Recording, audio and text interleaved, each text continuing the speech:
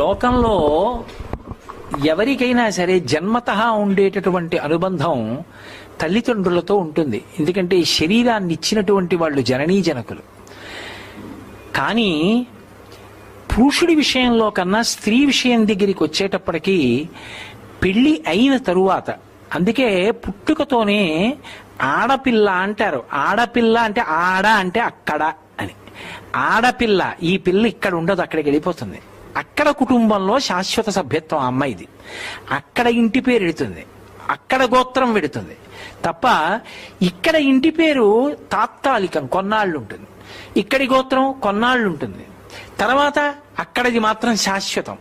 ఆమె కడుపున పుట్టిన పిల్లలు ఆ వంశానికి చెందిన వారు అవుతారు, ఆ గోత్రానికి చెందిన వారు అవుతారు, ఆ ఇంటి పేరుకి చెందిన వారు అవుతారు.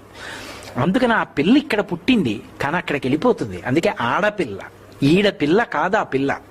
మరి ఈడ పుట్టి ప్రయోజనం, ఆ పిల్ల నడవడి చేత ఇద్దరినీ ఉద్ధరిస్తుంది, పుట్టింటి వారిని మెట్టినింటి వారిని. ఇందులో చిత్రం ఏమిటంటే పెళ్లి కానంత వరకు తండ్రిది అగ్రస్థానం. తండ్రి పరమ పూజనీయుడు. పెళ్ళైన తరువాత కూడా తండ్రి పూజనీయుడు, అది నిస్సందేహం. కానీ ఒక్కసారి ఆడదానికి పెళ్ళైపోతే కోడలు వచ్చిన తరువాత పరవశించిపోయేవాడెవరు అంటేట మామగారట. మామగారు అంత ఆనందపడిపోతాట, నా కోడలు అని. ఎక్కడో పుట్టిన పిల్ల ఎవరింట్లోనో పుట్టింది. ఆ తండ్రి ఎంత ప్రేమతో పెంచుకున్నాడో, ఆ తండ్రికి ఎంత బెంగో ఆ పిల్ల మీద. ఆమె సంతోషంగా ఉండాలి, సంతోషంగా ఉండాలి, సంతోషంగా ఉండాలి, ఎన్ని నమస్కారాలు చేస్తాడో. ఆయన కూతురు ఇంటి పేరు మార్చుకుందా, గోత్రం వదిలిపెట్టేసిందా, తన తల్లిదండ్రులను వదిలేసిందా, తోబుట్టువులను వదిలేసిందా, స్నేహితుల్ని వదిలేసిందా, నా కొడుకుని నమ్ముకుని వాడి చిటికిన వేలు పట్టుకుని నా ఇంటికి వచ్చేసిందా, వాడితోడిదే తన జీవితం అంతా అని నమ్మిందా. నా పెద్దరికం దేనికి? ఆ పిల్ల మనసు బాధపడకుండా చూడవలసిన ప్రధాన కర్తవ్యం ఆ ఇంటి పెద్దగా, మామగారిగా నాది. నా ఇంటి కోడలు వచ్చిందనుకోండి, నా కోడలు యోగక్షేమాలు చూడవలసింది నేను. ఆమెకి భర్తగా దైవం కావచ్చు, కానీ వాడు నా మాట వినవలసిన వాడు. వాడు నా కోడలితో ఏ పింకితనం చేసినా, వాడి వలన నా కోడలు మనసు బాధపడ్డా, వాణ్ణి పిలిచి చూపుడు వేలు చూపించి, కోడల కంట నీటి బిందువు పడ్డానికి వీల్లేదు, ఒళ్ళు దగ్గర పెట్టుకో అని చెప్పవలసింది నేను. ఏమ్మా సంతోషంగా ఉన్నారా, ఇద్దరూ కలిసి సంతోషంగా అలా వెళ్ళిరండి అని వాళ్ళిద్దరూ చక్కగా వెడుతుంటే చిలకా గోరింకల్లా చూసి మామగారు మురిసిపోతాడు. మామగారుట జీవితంలో కోడలి యొక్క సుఖం కోసం అంత పరితపిస్తాట. అందుకే ఆడదానికి పెళ్లి చేసేటప్పుడు భర్త ఒక మాట అడుగుతాడు, నువ్వు గుండెలు బాదుకుని ఏడుస్తూ నా కంట ఎప్పుడూ కనపడకుండెదవుగాక అని చెప్తాడు. కానీ అటువంటి ఆడదాని జీవితంలో గొప్ప నష్టం అంటూ జరిగితే ఎప్పుడు అని అడిగారు. మామగారు వెళ్ళిపోయిన రోజున, అంటే మామగారు వెళ్ళిపోవడం అంటే మామగారి శరీరం ఏ రోజున పడిపోతుందో, ఆయన ఏ రోజు మరణిస్తాడో ఆ రోజు మాత్రం కోడలు ఏడవలసిన రోజే అన్నారు. ఎందుకంటే ఇక తనని అంత ప్రేమించి ఆమె కోసం ఎప్పుడూ ఆలోచించి సంతోషంగా ఉండాలని తాపత్రయపడేటటువంటి వ్యక్తి వెళ్ళిపోయాడు.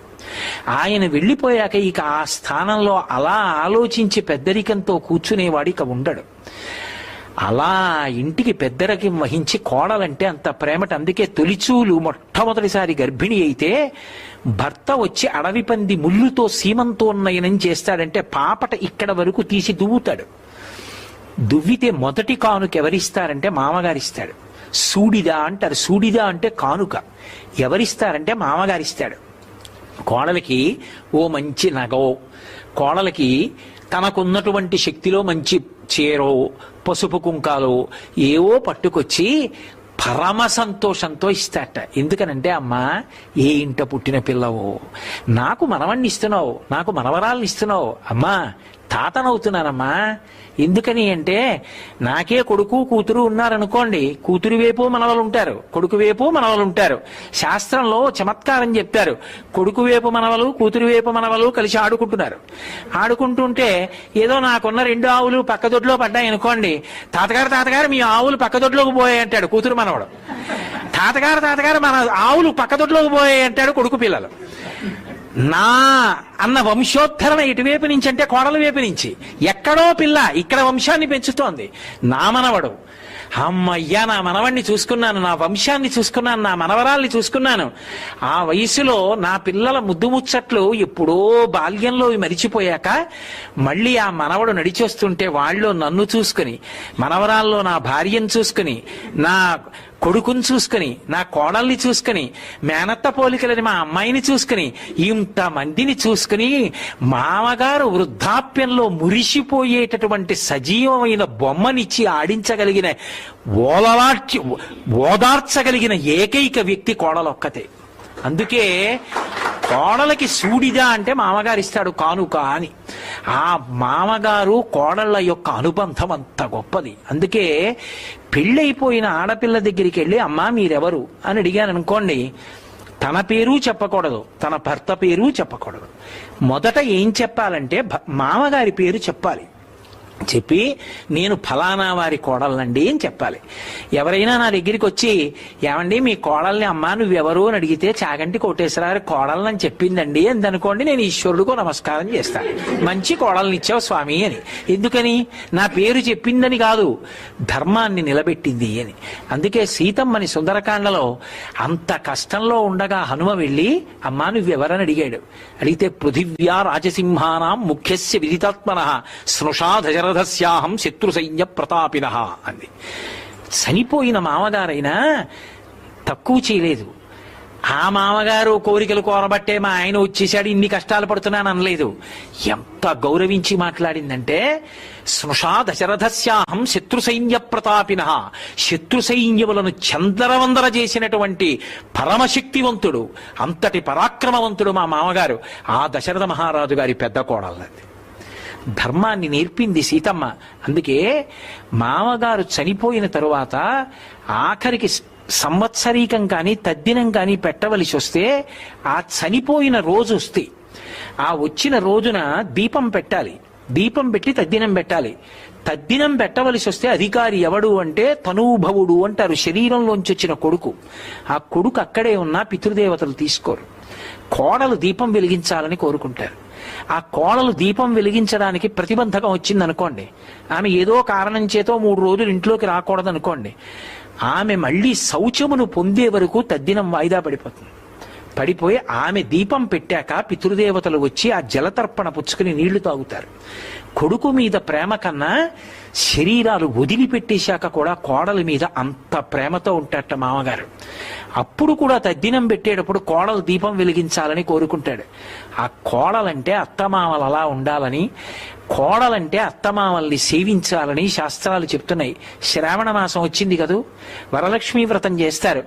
వరలక్ష్మీ వ్రతంలో లక్ష్మీదేవి చారుమతికి దర్శనమిచ్చేందుకు అనుగ్రహించింది. ఒక్కటే మాట చెప్పారు, శ్వశ్రు శ్వశురయోర్ముదా అని చెప్పింది భవిష్యోత్తర పురాణం. ఆమె అత్తమామల్ని సేవించింది. ఈ సేవించడం అంటే మామయ్య గారండి ఈ పలహారం చేయండి, మీకు పడదు, ఇది తినండి, కన్న కూతురు కన్నా కూడా ధైర్యంగా చెప్పింది. మీకు ఒక పెద్ద రహస్యం చెప్పన అనుష్ఠానంలో. ఒకసారి మామగారు దీక్షలో ఉంటే దీక్షితుడై ఉండగా, అది చాలా పెద్ద పెద్ద దీక్షలయ్యి ఉంటే కడుపున పుట్టిన కూతురు కూడా వండకూడదు, కోడలు వండి పెట్టాలి. కోడలకు అధికారం ఉంటుంది. అంత గొప్పది కోడలంటే. అందుకే శ్వశ్రు శ్వశురయోర్ముదా. చారుమతి ఏం చేసింది అంటే అత్తగారిని మామగారిని సేవించింది. మా ఆయన సంతోషం వాళ్ళతో ముడిపడింది. ఆయన ఒక్కడిని నా దగ్గర పెట్టుకుని సంతోషం కాదు, ఆయన తల్లిదండ్రుల గురించి మంచి పరాకు పలికి, ఏమండి ఇన్నాళ్ళైందో సార్ అత్తయ్య గారి దగ్గరికి మామయ్య గారి దగ్గరికి వెళ్ళొద్దామా అని సంతోషంగా వాళ్ళ దగ్గరికి వెళ్ళి చూసి వచ్చి, ఏమండి మామయ్య గారు అలా ఉన్నారే, నీరసంగా ఉంటున్నారే అని, మామయ్య గారు మీరు నీరసంగా ఉంటున్నారు రోజు తింటుండండి అని. ఆయనకి ఏం లేక కాదు, ఇచ్చేవాళ్ళు లేక కాదు, కొనుక్కోలేక కాదు. ఓ బిస్కెట్ల ప్యాకెట్ ఇచ్చింది అనుకోండి, ఎంత మురిసిపోతాడో చంటి పిల్లాళ్ళ తట్టుకుని. నేను నీరసంగా ఉన్నానంటండి, మా కోడలు ఓ బిస్కెట్ల ప్యాకెట్ ఇచ్చింది రోజు తినమని అని పొంగిపోతాడు. కాబట్టి శరీర సంబంధం అంటే దేహంలోంచి పుట్టిన వాళ్ళు కాకపోయినా శరీరాలు పడిపోయాక కూడా మిగిలిపోయే అనుబంధం, లక్ష్మీ కటాక్షానికి కారణమైన అనుబంధం, లోకమునందు కీర్తికి కారణమైన అనుబంధం, అత్తామామ కోడళ్ల యొక్క అనుబంధం అంత గొప్పది. అందుకే అత్తమామలంటే తల్లిదండ్రుల కన్నా గొప్పవాళ్ళు. తండ్రి మామగారు అలా పక్క పక్కన నిలబడితే పెళ్ళైపోయిన ఆడపిల్ల పుట్టింట్లో ఉన్నా సరే మొదటి నమస్కారం మామగారికే చెయ్యాలి. అందుకే సీతమ్మ, దశరథ మహారాజు గారు చనిపోయాడు, రాముడు పరిగెత్తుకొచ్చాడు సీతమ్మ దగ్గరికి. మా నాన్నగారు చచ్చిపోయాడు సీతమ్మ అనలేదు. ఆయన అన్నాడు, సీతా మృతస్తే శ్వశురః పితాహీనోసి లక్ష్మణ అన్నాడు. సీత, మీ మామగారు చచ్చిపోయారు, లక్ష్మణ నీకు నాన్నగారు చచ్చిపోయారు అన్నాడు. అదేమిటి, మా నాన్నగారు చచ్చిపోయారంటే సరిపోదా? కాదు, సీతా మృతస్తే శ్వశురః, సీత నీకు మామగారు చచ్చిపోయాడు. ఇక అలాంటి వ్యక్తి రాడు. మామగారు వెళ్ళిపోతే ఇక అలా తాపత్రయపడేవాడు లేడు. కాబట్టి నీకు మామగారు చనిపోయాడు. లక్ష్మణ, నీకు తండ్రి లేడు. తండ్రి లేకపోతే అన్నగారు తండ్రిలా నిలబడాలి. నేను అలా నిలబడగలనా? నిన్ను అరణ్యాలకి తెచ్చాను, ఏ తప్పు లేకపోయినా నేనే నిన్ను రక్షించాను. నాకు తండ్రి లేడన్న బెంగ లేదు. తమ్ముడవైనా అన్నగారిని తండ్రిలా కాపాడి నా వెంట తిరుగుతున్నావు. కాబట్టి నాకు తండ్రి ఉన్నట్టే. సీత, నీకు మాత్రం మామగారు లేడు. లక్ష్మణ, నీకు తండ్రి లేడు. అంటే రామాయణంలో దశరథ మహారాజు గారు వెళ్ళిపోతే సీతమ్మతో రాముడంత గంభీరమైన మాట మాట్లాడాడు అంటే ఎంత గొప్పవాళ్ళో అత్తామామలు కోడళ్ల యొక్క అనుబంధం ఆలోచించండి. కోడల్ని అంత ప్రేమగా చూసుకోవాలి. కోడల్ని కూతుర్ని ఇద్దరినీ తీసుకుని మామగారి చీరలు కొనిపెట్టడానికి వెళ్ళాడు అనుకోండి, ఇద్దరూ కూడబలుక్కుని ఒకే రకం చీరలు కొనుక్కుని మామయ్యగారండి డబ్బు కట్టేయండి అన్నారు అనుకోండి, అది వాళ్ళ హక్కు అనాలి. అంటే కదా మురిపం. ఇద్దరిది 1000 రూపాయల చీరలే అయినా కూడా 2000 ఇచ్చి ₹1 పైన పెట్టి ఇది మా కోడల చీరకేనో చెయ్యాలి. కోడలకి 1001 రూపాయి చీర, కూతురికి 1000 రూపాయల చీర. ఎందుచేతంటే తన శరీరం పడిపోయాక కూడా ఉద్ధరించేది కోడలు, తన వంశాన్ని నిలబెట్టింది కోడలు, తనని తాతని చేసింది కోడలు, తన జీవితంలో సమస్త సంతోషాలకి ఆలవాలం ఆ కోడలు. అటువంటి కోడల విషయంలో రూపాయి ఎక్కువ పెట్టాలి తప్ప తక్కువ పెట్టకూడదు. కూతురు కన్నా కోడలు గొప్పది. నేను చెప్పట్లేదు ఈ మాట, శాస్త్రాలు చెప్తున్నాయి. నా కూతురు ఒక ఇంటి కోడలు, అప్పుడు దాన్ని మా అలమావగారు చూసుకోవాలి. వేరొకరి కూతురు నా కోడలు, అప్పుడు నేను చూసుకోవాలి అంత ప్రేమగా. తండ్రిగా నా కూతురి విషయంలో ఆ ధర్మం, నా కోడల విషయంలో ఈ ధర్మం తప్ప కోడల్ని పరాయిదానిగా చూడకూడదు. కోడల్ని బయటికి పంపించి ఇంట్లో మాట్లాడుకోవడం తప్పు. ఆమె మెడలో ఏనాడు నీ కొడుకు తాళి కట్టాడో ఆనాడే ఆ ఇంటి కష్టసుఖాలన్నీ ఆమెకి తెలుసు. అంతే. ఏది మాట్లాడినా ఆమె ముందే, ఆమెకి తెలియనిది ఆ ఇంట ఉండదు. అది మొదట ఎవరు పాటించాలంటే మామగారు పాటించాలి. ఆమె నా ఇంటి సభ్యురాలు, నా కడుపున పుట్టిన కూతురు కన్నా గొప్పది. అందుకే ఏది కానివ్వండి ఆమె ముందే మాట్లాడాలి. అంతేగాని కొడుకుని పిలిచి రే కోడలికి చెప్పక ఈ విషయం అని అనకూడదు. వాళ్ళిద్దరు వైభాగ్యం ఒకటే. కోడలికి చెప్పరా ఈ విషయం అని చెప్పాలి, ముందు కోడలికి చెప్పని చెప్పాలి. అది మామగారికి ఉండవలసిన లక్షణం. అంత గొప్పగా మాట్లాడే అత్తామామలు కోడల యొక్క అనుబంధం గురించి. హరే రామ హరే రామ రామ రామ హరే హరే, హరే కృష్ణ కృష్ణ కృష్ణ హరే హరే.